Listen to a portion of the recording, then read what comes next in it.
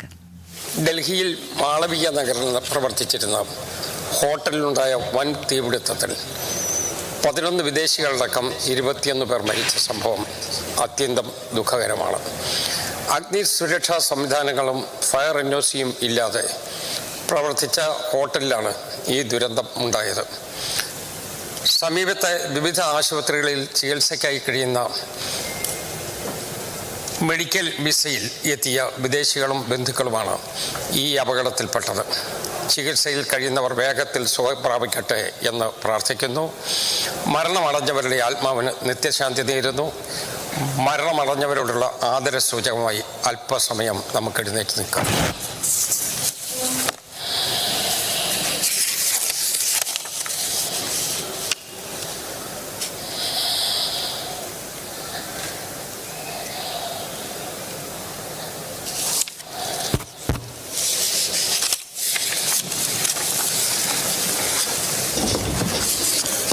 ശ്രദ്ധ ക്ഷണിക്കൽ Shri V T Balram.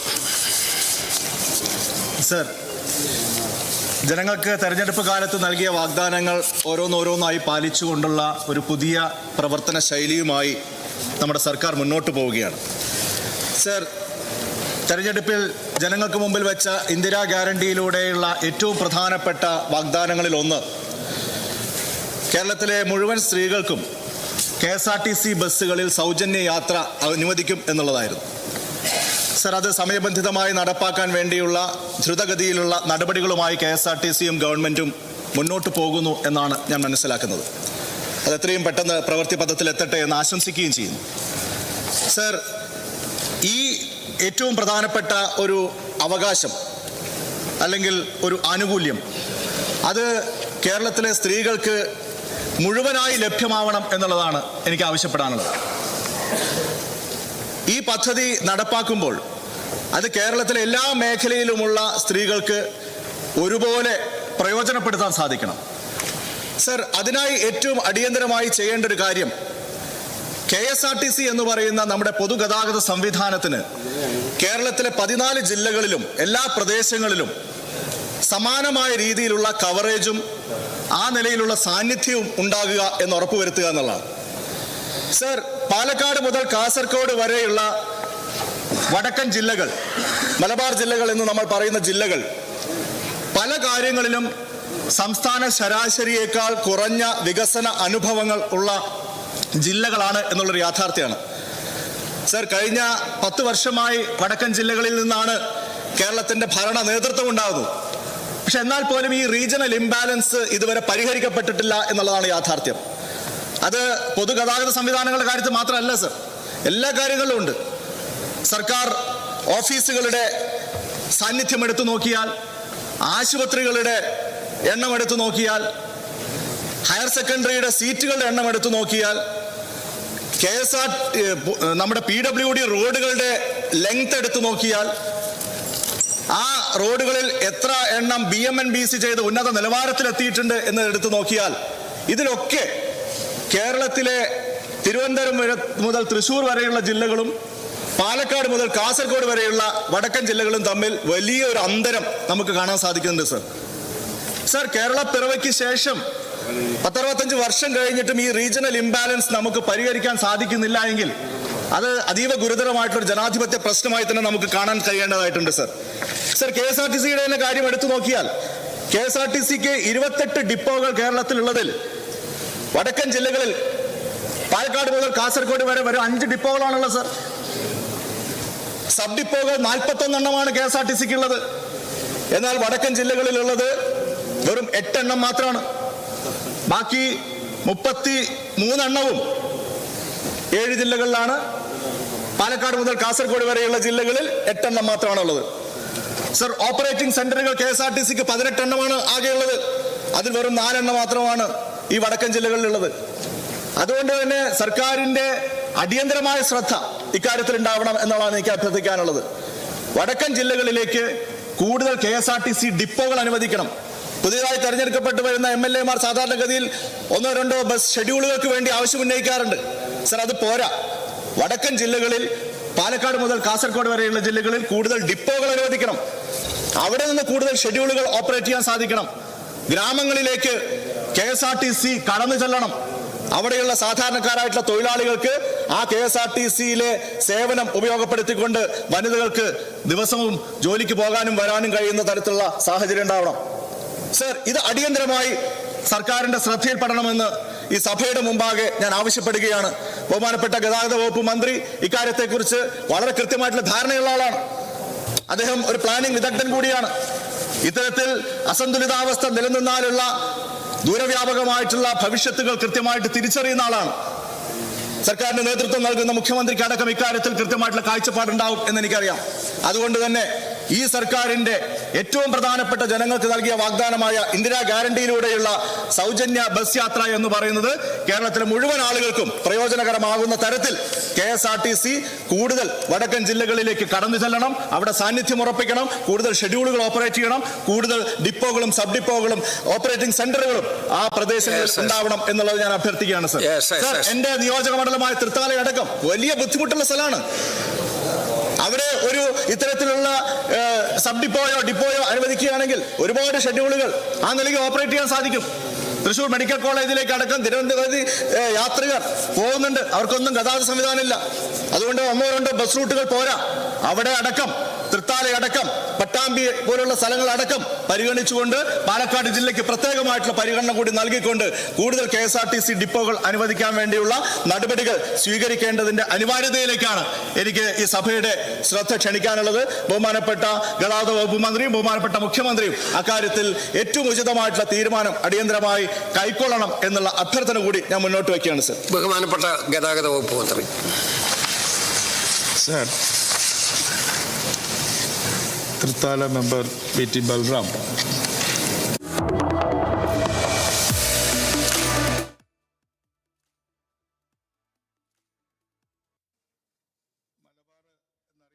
Palakkad മുതൽ ഭാരതപ്പുഴയ്ക്ക് വടക്കോട്ടുള്ള പ്രദേശങ്ങളിൽ KSRTC ബസ്സുകൾ താരതമ്യേന കുറവാണ്. ആകെ 5765 ബസ്സുകളുള്ളതിൽ 1406 ബസ്സുകളാണ് ആ പ്രദേശത്തുള്ളത്. അതായത് 24.38%. സർവീസുകൾ ഇവിടെ നിന്നുള്ള സർവീസ് അവിടെയും വരുന്നവർ കൊണ്ട് കൂട്ടുകയാണെങ്കിൽ 33% സർവീസുകളാണ് ആ പ്രദേശത്തുള്ളത്. ആകെയുള്ള യൂണിറ്റുകളിലും ഏതാണ്ട് 25% തന്നെയാണ് ആ പ്രദേശത്തേക്കുള്ളത്. നമ്മുടെ അസംബ്ലി മണ്ഡലങ്ങളുടെ എണ്ണത്തിലും 60-80 എന്ന് നമുക്കറിയാം. സാർ, അതുകൊണ്ട് അദ്ദേഹം ഉന്നയിച്ച വിഷയത്തിൽ ഗൗരവമുണ്ട് എന്ന് തന്നെയാണ് ഗവൺമെൻറ് കാണുന്നത്. KSRTCയുടെ പരിമിതികളും പരാധീനതകളും ഈ സഭയ്ക്ക് വളരെ വ്യക്തമായിട്ടറിയാം. എങ്കിലും KSRTCയുടെ സർവീസുകൾ ഇന്നത്തെ സാഹചര്യത്തിൽ സൗജന്യമായി നമ്മൾ സ്ത്രീകൾക്ക് യാത്രാ സൗകര്യം കൊടുക്കുന്ന സാഹചര്യത്തിൽ മലബാറിലേക്ക് എത്തിക്കണം എന്ന ആവശ്യം വളരെ കാതലുള്ളതാണ്. എന്നോട് സഭയിൽ മഞ്ചേശ്വരം അംഗം പറയുകയുണ്ടായി, മഞ്ചേശ്വരം താലൂക്കിൽ ഒരു സർവീസ് പോലും ഇല്ല എന്ന് പറയുകയുണ്ടായി. അത് വളരെ ശ്രദ്ധേയമായൊരു കാര്യമാണ്. അത്തരം സ്ഥലങ്ങളിൽ പുതിയ സർവീസുകൾ തീർച്ചയായിട്ടും നമുക്ക് കൊണ്ടുവരണം. അല്ലെങ്കിൽ ഈ ആനുകൂല്യം എന്താണെന്ന് ചില പ്രദേശങ്ങൾ അറിയാതെ പോകുന്നൊരു സാഹചര്യം ഉണ്ടാകും. അതിന് ഗവൺമെൻറ് പരമാവധി ശ്രമിക്കും എന്ന് മാത്രമാണ് സഭയെ അറിയിക്കാനുള്ളത്. ചോദ്യം. സർ, ബഹുമാനനായ ഗതാഗത വകുപ്പ് മന്ത്രിയുടെ ഏറ്റവും ഉചിതമായ അനുകൂല മറുപടിക്ക് പ്രത്യേകമായിട്ടുള്ള നന്ദി അറിയിക്കുകയാണ്. എനിക്ക് സ്പെസിഫിക് ആയിട്ട് എടുത്തു ചോദിക്കാനുള്ളതും അങ്ങയുടെ ശ്രദ്ധയിൽ വീണ്ടും കൊണ്ടുവരാനുള്ളതും അല്ല, ഞങ്ങൾ ചെയ്തോളാം. ചോദ്യം ചോദിക്കട്ടെ. ചോദ്യം ചോദിച്ചോളൂ. എനിക്ക് സ്പെസിഫിക് ആയി തന്നെ ചോദിക്കാനുള്ളത്, ഇങ്ങനെ വടക്കൻ ജില്ലകളിലേക്ക് അവിടെ കൂടുതൽ KSRTCയുടെ സാന്നിധ്യം വ്യാപിപ്പിക്കും, കൂടുതൽ ഫ്ലീറ്റുകൾ ആ പറയുന്ന സാഹചര്യത്തിൽ ഇത് ഓപ്പറേറ്റ് ചെയ്യുന്നതിന് വേണ്ടിയുള്ള ഒരു ഡിപ്പോ തൃത്താല കേന്ദ്രീകരിച്ച് ആരംഭിക്കാൻ സാധിക്കുമോ അത് ചെയ്യണം എന്നുള്ളതാണ് എൻ്റെ വിനീതമായിട്ടുള്ള അഭ്യർത്ഥന. ഏത് കാര്യവും പരിശോധിക്കാവുന്നതാണ്. പക്ഷേ എൻ്റെ ശ്രദ്ധയിൽപ്പെട്ട പ്രധാനപ്പെട്ട സ്ഥലം മഞ്ചേശ്വരമാണെന്ന് കൂടെ അറിയിക്കുകയാണ്. അതിൽ തൃത്താലയുടെ കാര്യം ബഹുമാന്യനായ അംഗം പറഞ്ഞതും പരിശോധിക്കാം. കൂടുതൽ സർവീസുകൾ തുടങ്ങുന്നതിനെക്കുറിച്ച് KSRTCയുടെ ആരോഗ്യം മെച്ചപ്പെടുന്ന മുറയ്ക്ക് അത് വളരെ ഭംഗിയായി ചെയ്യാമെന്നാണ് സാർ പറയാനുള്ളത്. ശ്രീ K. പ്രേംകുമാർ, തദ്ദേശ സ്വയംഭരണ വകുപ്പ് മന്ത്രി. രാജ്യത്തിൻ്റെ ചരിത്രത്തിൽ തന്നെ സാമൂഹ്യക്ഷേമ പെൻഷനുകൾ ഏറ്റവും മാതൃകാപരമായി വിതരണം ചെയ്യുന്ന സംസ്ഥാനമാണ് കേരളം.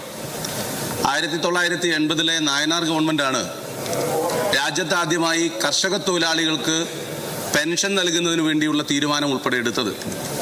കഴിഞ്ഞ 10 വർഷം 90,000 കോടി രൂപയാണ് കേരളത്തിലെ ഗവൺമെൻറ് സാമൂഹ്യക്ഷേമ പെൻഷൻ്റെ വിതരണത്തിന് വേണ്ടി നമ്മുടെ സംസ്ഥാനത്ത് ചെലവഴിച്ചത്.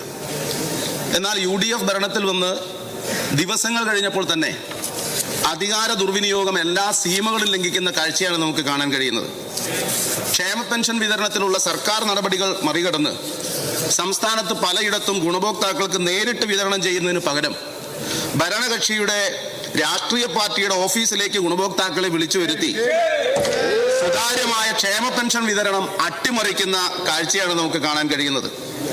ഇപ്പോൾ മലപ്പുറം ജില്ലയിലെ പുൽപ്പറ്റ പഞ്ചായത്തിൽ പുൽപ്പറ്റ സർവീസ് സഹകരണ ബാങ്കിലെ ജീവനക്കാരും പഞ്ചായത്ത് പ്രസിഡന്റ് ഉൾപ്പെടെയുള്ള ഭരണസമിതിയുടെ നേതൃത്വവും ചേർന്ന് നിയമവിരുദ്ധമായി 2026 ജൂൺ 2 രാത്രി 8:30 വരെ പ്രായമായവരും അവശരായവരും ഉൾപ്പെടെയുള്ളവരെ ആഫീസിലേക്ക് വിളിച്ചു വരുത്തി, വയോജനങ്ങൾ ഉൾപ്പെടെയുള്ളവരെ വിളിച്ചു വരുത്തി ക്ഷേമ പെൻഷൻ വിതരണം ചെയ്യുന്ന കാഴ്ചയാണ് നമുക്ക് കാണാൻ കഴിയുന്നത്. ഗുണഭോക്താക്കൾക്ക് വീടുകളിൽ പോയി പെൻഷൻ നൽകി രസീത് വാങ്ങണമെന്നതാണ് ചട്ടം. എന്നാൽ അവരെ മറ്റ് സ്ഥലങ്ങളിലേക്ക് വിളിച്ചു വരുത്തുന്നത് നിയമവിരുദ്ധമാണ് എന്നറിയാഞ്ഞിട്ടല്ല. ഭരണമാറ്റം ഇങ്ങനെയാണോ സാർ നമ്മുടെ നാട്ടിലെ സാധാരണ മനുഷ്യർക്ക് ബോധ്യമാകേണ്ടത്? ഇങ്ങനെയാണോ ഈ ഭരണമാറ്റത്തിന്റെ ആ നവയുഗ പിറവിയിലേക്ക് പോകേണ്ടത്? വാർദ്ധക്യ സഹജമായ അവശതകളാൽ യാത്ര ചെയ്യാൻ കഴിയാത്തവർക്ക്, കിടപ്പ് രോഗികൾക്ക് ആശ്വാസം എന്ന നിലയിലാണ് അവർക്ക് പെൻഷൻ വാതിൽപ്പടി വിതരണം ചെയ്യുന്നതിന് വേണ്ടിയിട്ടുള്ള തീരുമാനം സർക്കാർ നടപ്പിലാക്കിയത്. ഇതാണ് ഇപ്പോ അട്ടിമറിക്കപ്പെട്ടിട്ടുള്ളത്. ഈ രീതി മറ്റുള്ളവരും തുടർന്നാൽ വലിയ തോതിൽ അഴിമതിക്കും സ്വജനപക്ഷപാതത്തിനും അധികാര ദുർവിനിയോഗത്തിനുമാണ് അത് ഇടയാക്കുക. കഴിഞ്ഞ സർക്കാർ നടപടികൾ കാറ്റിൽ പറത്തി UDF തെരഞ്ഞെടുപ്പ് കമ്മിറ്റി ഓഫീസിൽ ക്ഷേമ പെൻഷൻ വിതരണം നടന്നത് അടിയന്തരമായി പരിശോധിക്കാൻ തയ്യാറാകേണ്ടതുണ്ട്.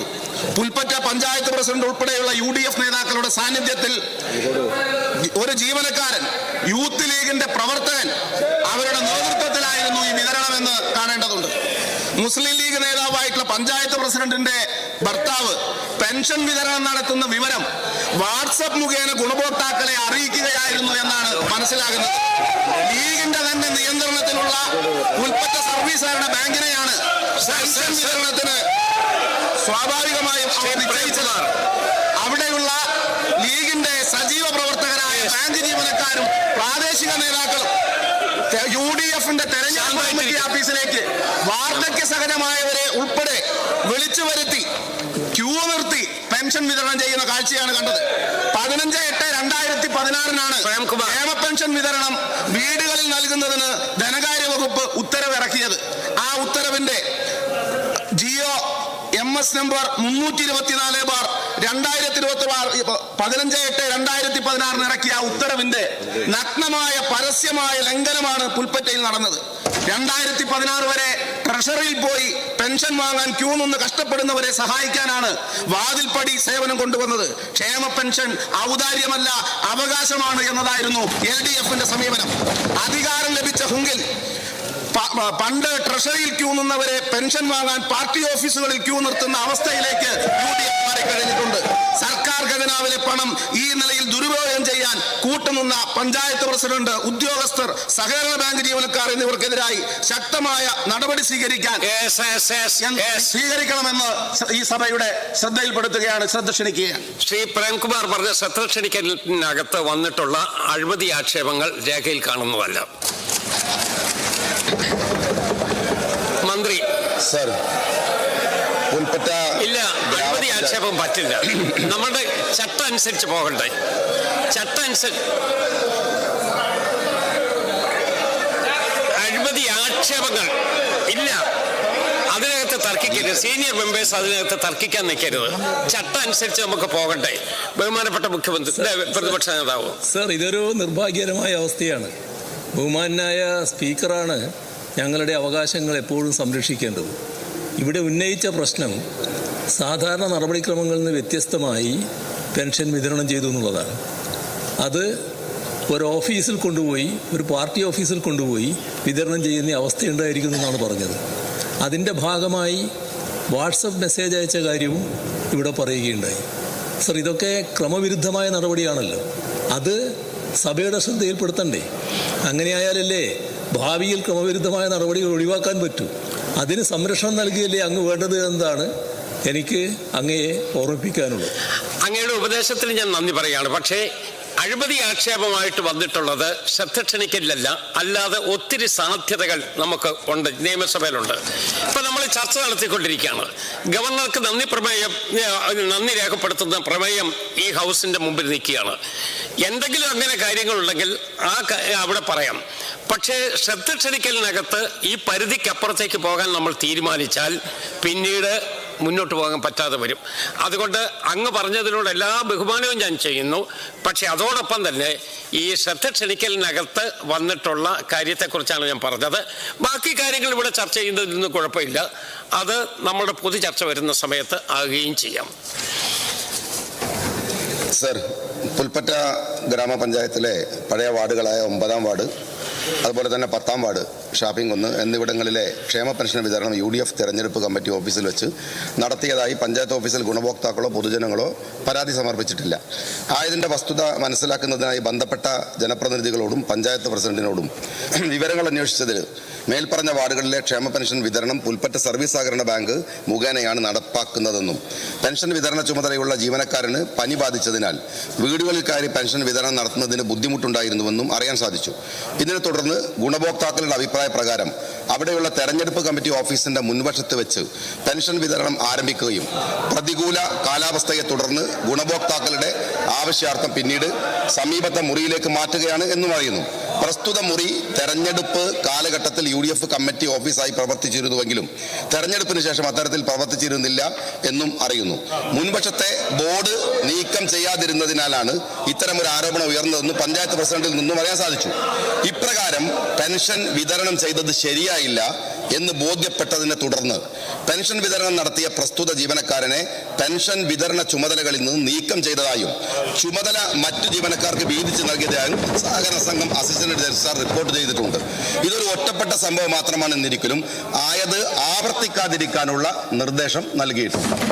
തീർച്ചയായിട്ടും ചോദ്യം. സർ, സ്വജനപക്ഷപാതവും അധികാര ദുർവിനിയോഗവും നടന്നു എന്ന് കൃത്യമായി ഇതിൽ നിന്ന് മനസ്സിലാക്കാവുന്നതാണ്. ഇത്തരത്തിലുള്ള സംഭവങ്ങൾ ആവർത്തിക്കാതിരിക്കാൻ ആവശ്യമായിട്ടുള്ള ശക്തമായ നടപടി സ്വീകരിക്കാൻ തയ്യാറാവുമോ? കൂടാതെ ഗ്രാമപഞ്ചായത്ത് പ്രസിഡന്റ് ഉൾപ്പെടെയുള്ളവരുടെ സാന്നിധ്യത്തിലാണ് ഇത്തരത്തിലുള്ള ഏറ്റവും ശക്തമായിട്ടുള്ള ഈ ക്രമക്കേട് നടന്നത് എന്നതുകൂടി അങ്ങയുടെ ശ്രദ്ധയിൽപ്പെടുത്തുന്നു. അവർക്കെതിരായി കൂടി നടപടി സ്വീകരിക്കുമോ എന്നുള്ളതാണ് ചോദ്യം. ബഹുമാനപ്പെട്ട മന്ത്രി. സർ, ഇത് ശരിയായ നടപടിയല്ല എന്ന് കൃത്യമായ ബോധ്യമുണ്ട്. ഈ തരത്തിലല്ല നടക്കേണ്ടത് എന്ന ബോധ്യം സർക്കാരിനുള്ളത് കൊണ്ടും അത് നടത്താൻ ഇനിമേൽ അനുവദിക്കുന്നതല്ല എന്നതുകൊണ്ടാണ് സൂചന നടപടികൾ എടുത്തിട്ടുള്ളത്. തീർച്ചയായും ഇത് ഇനിയുള്ള കാലങ്ങളിൽ പരിശോധിക്കുക തന്നെ ചെയ്യും. സംസ്ഥാനത്തിന്റെ സാമ്പത്തിക സ്ഥിതി സംബന്ധിച്ച ധവളപത്രം ബഹുമാനപ്പെട്ട മുഖ്യമന്ത്രിക്ക് മേശപ്പുറത്ത് വെക്കാവുന്നതാണ്. അല്ലല്ല, ആദ്യം അത് പ്ലേസ് അതെങ്ങനെയാണ്? അങ്ങനെ ഒരു ഇതുണ്ട്. ലേ ചെയ്യുന്നതിനെയാണോ അങ്ങ് ഒപ്പോസ് ചെയ്യുന്നത്? സാർ, അതിന് 303 അനുസരിച്ച് ഒരു വിയോജന കുറിപ്പ് ബഹുമാനപ്പെട്ട ശ്രീ KN ബാലഗോപാൽ തന്നിട്ടുണ്ട്. അതിനെക്കുറിച്ച് മുഖ്യമന്ത്രി ആദ്യം എന്താ ചെയ്യേണ്ടത്? ഇത് അവതരിപ്പിക്കണം, അങ്ങ് വിളിച്ചതനുസരിച്ച് അതല്ലേ ലേ ചെയ്യാനായിട്ട് അങ്ങ് ലേ ചെയ്യുക. ലേ ചെയ്തതിന് ശേഷം ഒരു വിയോജനക്കുറിപ്പുള്ള കാര്യമാണ് ഞാൻ പറയുന്നത്. ലേ ചെയ്യട്ടെ, സഭയുടെ പ്രോപ്പർട്ടി ആകട്ടെ. കേൾക്കോ സാർ? കാര്യവിവര പട്ടികയിലെ ഇനം 2 പ്രകാരമുള്ള സംസ്ഥാനത്തിന്റെ സാമ്പത്തിക സ്ഥിതി സംബന്ധിച്ച ധവളപത്രം ഞാൻ മേശപ്പുറത്ത് വയ്ക്കുന്നു. സാർ, ഇനി അങ്ങേക്കുള്ള ഒബ്ജക്ഷൻ പറഞ്ഞോളൂ. മേശപ്പുറത്ത് വെച്ചതിന് ശേഷം ഒബ്ജക്ഷൻ വേണ്ടത് സാർ, ഇതിനകത്ത് ഞാൻ പറയാനുള്ളത് പറയാം. സാർ, ഇതിനകത്ത് ഒരു ധവളപത്രം വെക്കുന്നു എന്നുള്ളത് നല്ല കാര്യമാണ്, ഞങ്ങളും അംഗീകരിക്കുന്നു. ധവളപത്രം കൃത്യമായിട്ട് വന്നാൽ എല്ലാ കാര്യങ്ങളും വരും. ധവളപത്രത്തിനകത്ത് വരുന്നതിന് ഒരു കാര്യവും നമുക്ക് പേടിയില്ല, വിഷമമില്ല എന്ന് മാത്രമല്ല, നുണ പറഞ്ഞുകൊണ്ടിരിക്കുന്നത് മാറി സത്യം പുറത്തു വരുന്നത് നല്ലതാണ്. സാർ, ആ ധവളപത്രം വെക്കുമ്പോൾ അതിനകത്ത് ചില പ്രൊപ്പറേറ്റി ഉണ്ട്. സാർ, ഇതിനകത്ത് കമ്മിറ്റിക്കകത്ത് വെച്ചേക്കുന്ന ആളുകളെ പറ്റി പത്രത്തിൽ വായിച്ചു. അവരെ പറ്റിയും എനിക്ക് വ്യക്തിപരമായി നല്ല ബഹുമാനമുള്ള ആളുകളാണ്. സാർ, വളരെ നല്ല അക്കാഡമിക് അല്ലെങ്കിൽ ഈ രംഗത്ത് ഭരണപരിചയമുള്ള ആളുകളാണ്. സാർ, ഇവിടുത്തെ പ്രശ്നം നമ്മൾ സാധാരണ ധനകാര്യ വകുപ്പിന്റെ ഒരു ധവളപത്രം അവതരിപ്പിക്കുമ്പോൾ ഗവൺമെന്റ് ഡോക്യുമെന്റ് എല്ലാം നോക്കിയിട്ടാണ് സാർ വെക്കേണ്ടത്. നിങ്ങൾക്ക് നോട്ടീസ് തന്നതിനകത്ത് ആ വിശദമായ കാര്യം ഞാൻ പറഞ്ഞിട്ടുണ്ട്. സാധാരണഗതിയിൽ സാർ അതിനെ സംബന്ധിച്ച് ഈ ക്രമപ്രശ്നം ഉന്നയിക്കുന്ന ആൾ അത് ഉന്നയിക്കുകയും ബന്ധപ്പെട്ട മന്ത്രി, ഇവിടെ ധനകാര്യമന്ത്രി മുഖ്യമന്ത്രിയാണ്, അദ്ദേഹം പറയുകയും അത് സംബന്ധിച്ച് റൂളിംഗ് ചെയർ നൽകുകയും ചെയ്യുക എന്നുള്ളതാണ് എത്രയോ കാലമായി, ഞാൻ കഴിഞ്ഞ 5 വർഷക്കാലമായി ഈ സഭയിൽ എത്രയോ കാര്യങ്ങൾ കണ്ടത് അങ്ങനെയാണ്. സാർ, സാറ് ഏറ്റവും സജീവമായ ഒരു മെമ്പറായിട്ട് ഇക്കാര്യത്തിൽ ഇടപെട്ടിട്ടുള്ളതാണ്. അതായിരുന്നു ചെയ്യേണ്ടത്. അല്ലാതെ ബഹളത്തിനിടയിൽ ലേ ചെയ്തിട്ട് കൈയടിച്ചതിൻ്റെ കാര്യമില്ല. ഇവിടെ പിന്നെ ഞങ്ങൾ എന്തായാലും നിങ്ങൾ വെക്കും, പിന്നെ ഇത് ചർച്ച ചെയ്യും, അതിനല്ല തർക്കം, വെക്കുന്നതിൻ്റെ അല്ല. പക്ഷെ അതിനൊരു നിയമസഭയ്ക്കകത്തൊക്കെ ഒരു പ്രൊപ്പറേറ്റി ഉണ്ട്, ഒരു നിയമപരമായ കാര്യമുണ്ട്. ചെയറാണ് ഇതിനെ പ്രൊട്ടക്ട് ചെയ്യേണ്ടത്. അതുകൊണ്ടാണ് സാർ ഇവിടുത്തെ പ്രശ്നം എന്താ, ഇങ്ങനെ ഒരു 3 പേരുടെ കമ്മിറ്റി വരുമ്പോൾ ഫിനാൻസിന്റെ കാര്യത്തിനകത്ത് ഫിനാൻസിന്റെ ഏറ്റവും രഹസ്യ സ്വഭാവമുള്ള കാര്യങ്ങൾ നോക്കിയാലേ ധവളപത്രം തയ്യാറാക്കാൻ പറ്റൂ. സാർ, ധവളപത്രം സാധാരണ തയ്യാറാക്കുമ്പോൾ ധവളപത്രം ആദ്യം ബ്രിട്ടീഷുകാരാണല്ലോ തുടങ്ങിയത്. അവിടുത്തെ ഗവൺമെന്റ് ഡോക്യുമെന്റ് ഇന്നിപ്പോൾ പ്രൈവറ്റ് മേഖലയിലുണ്ട്. സാർ, ഓഡിറ്റഡ് അക്കൗണ്ട്, ഓഡിറ്റഡ് ആയിട്ടുള്ള ഓഡിറ്റ് ചെയ്യാനുള്ള അവകാശം നമ്മുടെ സർക്കാരിൽ ആർക്കാ അവകാശം? AGക്കേ ഉള്ളൂ, C&AG ആണ്. സാർ, ഏതെങ്കിലും ഒരു പ്രൈവറ്റ് ഏജൻസിയെ വെച്ചിട്ട് നമുക്ക് ഓഡിറ്റ് ചെയ്യാൻ പറ്റുമോ? ഇന്ത്യയിലെ ലോകത്തെ ഏറ്റവും പ്രശസ്തമായ ഓഡിറ്റ് ഓർഗനൈസേഷൻസിന് ഓഡിറ്റ് ചെയ്യാൻ പറ്റുമോ? അപ്പോൾ ഡിപ്പാർട്ട്മെന്റ് ആണ് എന്നും ഇത് പ്രിപ്പയർ ചെയ്യുന്നതും ധവളപത്രം ഇറക്കുന്നതും. സാർ, ഇവിടെ 2011 UDF അന്ന് ഇറക്കിയ വൈറ്റ് പേപ്പറിന്റെ കോപ്പിയാണ് എൻ്റെ കയ്യിലുള്ളത്. അന്ന് അങ്ങ് ഈ സഭയിൽ അംഗമാണ്. സാർ, ഫിനാൻസ് ഡിപ്പാർട്ട്മെന്റ് ആണ് അത് തയ്യാറാക്കിയത്. ഫിനാൻസിനകത്ത് ഫിനാൻസ് മിനിസ്റ്റർക്ക് അറിയാം, ഡെയിലി നമ്മുടെ ഫിനാൻസിന്റെ ഫ്ലോയും ഇൻഫ്ലോയും ഔട്ട്ഫ്ലോയും പ്രൊജക്ഷനും ഒക്കെ ധനകാര്യമന്ത്രി കാണും, ധനകാര്യ സെക്രട്ടറി കാണും, വളരെ കുറച്ച് ഉദ്യോഗസ്ഥന്മാരെ കാണും. സാർ, ഇത്തരം കാര്യങ്ങളനുസരിച്ച് നമ്മൾ മാനേജ് ചെയ്യുന്നത്. ഇവിടെ വലിയ ബഹളം ഉണ്ടാകുമ്പോൾ ഞങ്ങൾ കൊടുക്കും എന്ന് ധനകാര്യമന്ത്രി സഭയിൽ പറയുന്നത് ഈ രഹസ്യ ഡോക്യുമെന്റ് അതൊരു സീക്രട്ട് ആയിട്ടുള്ള കാര്യമാണ്, അറിയുന്നത് കൊണ്ടാണ്. ഞങ്ങൾക്ക് അതിനൊരു പ്ലാനിങ് കാണും, ഇപ്പോഴും പ്ലാനിങ് കാണും. സാർ, ഈ ഡോക്യുമെന്റ് എല്ലായിടത്തും പുറത്ത് കൊടുക്കുക എന്ന് പറഞ്ഞാൽ ഔദ്യോഗിക രഹസ്യ രേഖകൾ ആർക്കും കൊടുക്കില്ല എന്നുള്ള സത്യപ്രതിജ്ഞയുടെ ലംഘനം കൂടിയാണ്. സാർ, അങ്ങനെ പുറത്തു കൊടുത്തിട്ടുണ്ടെങ്കിൽ അതൊരു ക്രമപ്രശ്നമല്ലേ? ഔദ്യോഗിക രഹസ്യ രേഖകൾ നിങ്ങളൊരു പ്രൈവറ്റ് ചാർട്ടേഡ് അക്കൗണ്ടിനെയോ വലിയ കമ്പനികളെ പോലും ഏൽപ്പിക്കാൻ പറ്റാത്തൊരു കാര്യം അങ്ങനെ കൊടുക്കുന്നില്ല. അപ്പം ഞാൻ പറയുന്നു, ഇതിനകത്ത് വെച്ചേക്കുന്ന അംഗങ്ങളെ സംബന്ധിച്ച് എനിക്ക് അഭിപ്രായ വ്യത്യാസം ഇല്ല എന്ന് അടിവരയിട്ട് പറയുകയാണ്. ആളുകളുടെ വ്യക്തിത്വത്തെ പറ്റി ചോദ്യം ചെയ്തില്ല, ഇന്റഗ്രിറ്റിയെ പറ്റി ചോദ്യം ചെയ്തില്ല. സാർ, നാളെ ഇതൊരു പ്രീസിഡന്റായിട്ട് എടുത്ത് ആരെങ്കിലും 3 പേരെ കൊണ്ടുവന്നിട്ട് ഒരു ഡോക്യുമെന്റ് വെക്കാം, ഒരു പൊളിറ്റിക്കൽ ഡോക്യുമെന്റ് ആക്കാം. പിന്നെ ഇപ്പൊ ഇവർക്ക് കൊടുത്തേക്കുന്ന കാര്യം തന്നെ മൊത്തം അവർക്ക് കിട്ടുന്ന വെച്ചല്ലേ അവർക്ക് പറയാൻ പറ്റുള്ളൂ. കൊടുത്തത് കറക്റ്റ് അല്ലെങ്കിൽ അത് വെച്ച് വരുന്ന ഡോക്യുമെന്റും പൊളിറ്റിക്കൽ ഡോക്യുമെന്റ് ആവാം. സാറെ, പൊളിറ്റിക്കലായി ഉപയോഗിക്കാനല്ല വൈറ്റ് പേപ്പർ. ഉമ്മൻചാണ്ടി ഗവൺമെന്റ് കാലത്ത് അല്ലെങ്കിൽ ബഹുമാനായ ശ്രീ ഉമ്മൻചാണ്ടി അദ്ദേഹം ഇവിടെ ലീഡർഷിപ്പ് എടുത്ത് ചെയ്തതുപോലെ ഫിനാൻസ് ഡിപ്പാർട്ട്മെന്റിനെ കൊണ്ട് വെക്കുന്ന കാര്യം ഞങ്ങൾ ഇറക്കിയിട്ടുണ്ട് സാർ. 2016 ഉമ്മൻചാണ്ടി ഗവൺമെന്റ് കാലം കഴിഞ്ഞിട്ട് ഞങ്ങൾ ഇറക്കിയത് പിന്നെ ധവളപത്രമാണ്, ഫിനാൻസ് ഡിപ്പാർട്ട്മെന്റാണ് സാർ. ഈ ഫിനാൻസ് ഡിപ്പാർട്ട്മെന്റ് ഔദ്യോഗികമായി ഇറക്കാതെ പുറത്തുനിന്നുള്ള 2-3 ആരായാലും അങ്ങനെ വെക്കുന്ന കാര്യം ശരിയാവുമോ എന്നുള്ളതാണ് സാർ ഒരു പ്രധാന പ്രശ്നം. പിന്നെ ധവളപത്രത്തിനകത്തുള്ള കാര്യങ്ങൾ വരുമ്പോൾ അതിനകത്ത് നോക്കിയിട്ട് പറയാം സാർ. ധവളപത്രം ഇറക്കുന്നതിനകത്തോ കാര്യം വരുന്നതിനകത്തോളം തർക്കമല്ല. നാളെ ഇതൊരു പ്രസിഡന്റായിട്ട് എടുത്തിട്ട് ആർക്കും ഇങ്ങനെ ഗവൺമെന്റിന്റെ ഔദ്യോഗിക രേഖ, സാർ രേഖകൾ എന്ന് പറഞ്ഞാൽ വളരെ സീക്രട്ടാണ്. നമ്മൾ എങ്ങനെയായിരിക്കും ഈ മാസം, അടുത്ത മാസം, അതിനടുത്ത മാസത്തെ ഫിനാൻസ് എന്ന് അറിയുന്നത് വളരെ കുറച്ച് ആൾക്കാർ അറിയാമോ. അറിയുന്നവരല്ലെങ്കിൽ സാർ, നമ്മുടെ സംസ്ഥാനത്തിന്റെ അത് LDF ആയിക്കോട്ടെ UDF ആയിക്കോട്ടെ ഗവൺമെന്റിന്റെ ആക്ടിവിറ്റിയെ മൊത്തം തകിടം മറിക്കാൻ പറ്റും ആ രഹസ്യം പുറത്തു പോയാൽ. അങ്ങനെ രഹസ്യം പുറത്തേക്ക് കൊടുത്തിട്ട് ഒരു ധവളപത്രം ഇറക്കുന്നത് ശരിയല്ല. ഡിപ്പാർട്ട്മെന്റിനകത്ത് വളരെ കോൺഫിഡൻഷ്യൽ ആയിട്ട് വേണം. സീക്രട്ട് സെക്ഷൻ പോലെയുള്ള സെക്ഷനുകൾ എന്തിനാ സാർ അവിടെ? AGക്ക് പോലും നമ്മൾ പൊതുവിൽ അത് കൊടുക്കുന്നത് അത് കഴിഞ്ഞ് പിന്നെ നമ്മൾ നോക്കി കഴിഞ്ഞാലേ സാർ കൊടുക്കൂ. AGക്ക് പോലും കൊടുക്കാത്ത കണക്ക് പുറത്തെടുത്തിട്ട് കൊടുത്തിട്ടാണോ തയ്യാറാക്കുന്നതെങ്കിൽ അത് അത്ര ശരിയായ ഒരു കാര്യമല്ല. അതൊരു ഭരണഘടനാ ലംഘനമാണ്, സത്യപ്രതിജ്ഞാ ലംഘനമാണ്. ഈ ഗവൺമെന്റിന് സർക്കാരിന്റെ ഒരു വർഷത്തേക്ക് 2 ലക്ഷമോ 2.25 ലക്ഷമോ കോടി കൈകാര്യം ചെയ്യാനുള്ള ചുമതല ഏൽപ്പിച്ചിരിക്കുന്ന സർക്കാർ, എക്സ്ചക്കർ ഏൽപ്പിച്ചിരിക്കുന്ന സർക്കാർ, അതിന്റെ ധനകാര്യമന്ത്രി, വകുപ്പ് ഈ കാര്യങ്ങൾ രഹസ്യമായി കൈകാര്യം ചെയ്യുന്നതിന് പകരം, ഡിപ്പാർട്ട്മെന്റ് ഉദ്യോഗസ്ഥന്മാരെ വിശ്വാസത്തിലെടുക്കുന്നതിന് പകരം പരസ്യമായിട്ടല്ല ചെയ്യേണ്ടത്. Integrity of the officers are not the particular people. ഞാനത് ക്വസ്റ്റ്യൻ ചെയ്യുന്നില്ല. പക്ഷേ ഇതൊരു പ്രസിഡന്റ് ആണ്. ആ പ്രസിഡന്റ് ഒക്കെ നാളെ ആരെയും കൊണ്ടുവന്ന് ചെയ്യിക്കാം. അത് ചെയ്യാൻ പാടില്ല. അതൊരു പ്രശ്നമാണ്. അതൊരു ഭരണഘടനാ പ്രശ്നമാണ്, അല്ലെങ്കിൽ നമ്മുടെ ഒരു പ്രൊപ്പറേറ്ററുടെ പ്രശ്നമാണ്. സഭയുടെ അവകാശത്തിന് നമ്മുടെ നിയമത്തിന്റെ അവകാശത്തിന് മേലുള്ള കടന്നുകയറ്റമാണ്. അതുകൊണ്ടാണ് സാർ ആ ഒബ്ജക്ഷൻ പറയുന്നത്. അതിനെ സംബന്ധിച്ച് റൂളിംഗ് വേണം. ഗവൺമെന്റ് ലേ എന്ന് പറഞ്ഞാലും റൂളിംഗ് വേണം സാർ. ഇത് നാളെ ഒരു ചരിത്രമായി കൂടാ. ബഹുമാനപ്പെട്ട മുഖ്യമന്ത്രി, ഒന്നാമത്തെ കാര്യം, നിയമസഭ നടപടിക്രമങ്ങളുടെ ഒരു ലിസ്റ്റ് നിയമസഭ പബ്ലിഷ് ചെയ്തതിന് ശേഷം ആ നടപടിക്രമങ്ങൾ അനുസരിച്ച് മേശപ്പുറത്ത് വയ്ക്കുന്ന ഒരു കടലാസ് എന്ന ഐറ്റത്തിലാണ് ഞാൻ ഈ ധവളപത്രം മേശപ്പുറത്ത് വെച്ചത്.